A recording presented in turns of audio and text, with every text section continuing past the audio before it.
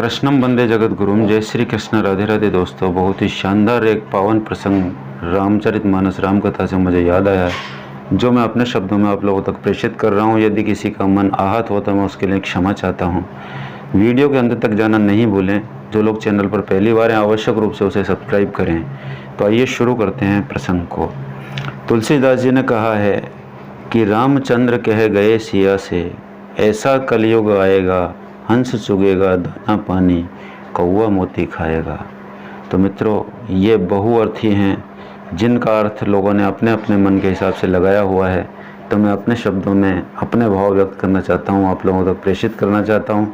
तो सुनिए कि श्री रामचंद्र जी जब सीता जी से बात कर रहे थे, उस समय कहते हैं कि सीते, इस प्रकार का कलयुग आने वाला है कि जहाँ या जिस समय पर हंस मोती नहीं चुगेगा, केवल कौवा ही मोती चुगेगा और हंस देखता हुआ रह जाएगा। अर्थात जो योग्य और गुणवान लोग होंगे उनकी कद्र समाप्त हो जाएगी, धीरे धीरे कम हो जाएगी, और जो ढोंग धतूरे करने वाले होंगे, पाखंड करने वाले होंगे, उन लोगों की कीमत बढ़ जाएगी। अर्थात सत्पुरुषों की कीमत कलयुग में धीरे धीरे कम होती चली जाएगी और पाखंड जोरों पर होगा। लेकिन वहीं एक और बात कही है कि कलयुग केवल नाम आधारा, सुमर सुमर नर उतर ही पारा। कि कलयुग में भगवान का नाम लेने मात्र से ही आपका कल्याण हो जाएगा। आपको कहीं और प्रपंच करने की भी ज़रूरत नहीं पड़ेगी।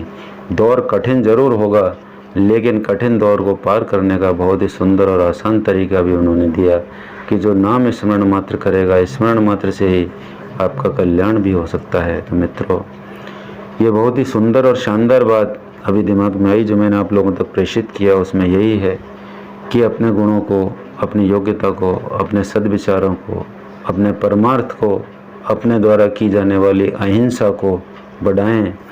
बेजुबान जीव, बेजुबान लोग जिनको सहायता की आवश्यकता है, अपनी सामर्थ्य के अनुसार मन वचन कर्म से उनकी सहायता करें और कभी भी परनिंदा पर अपना दिमाग नहीं लगाएं। यदि आप परनिंदा करते हैं तो उसके पाप कर्म आपके ऊपर निश्चित रूप से आ जाते हैं। ये वैज्ञानिक सत्य भी है, क्योंकि उसकी नेगेटिव एनर्जी आप अट्रैक्ट करते हैं, और जब नेगेटिव एनर्जी आप अट्रैक्ट करेंगे तो निश्चित रूप से आपके साथ हमेशा नेगेटिव ही नेगेटिव होता चला जाएगा।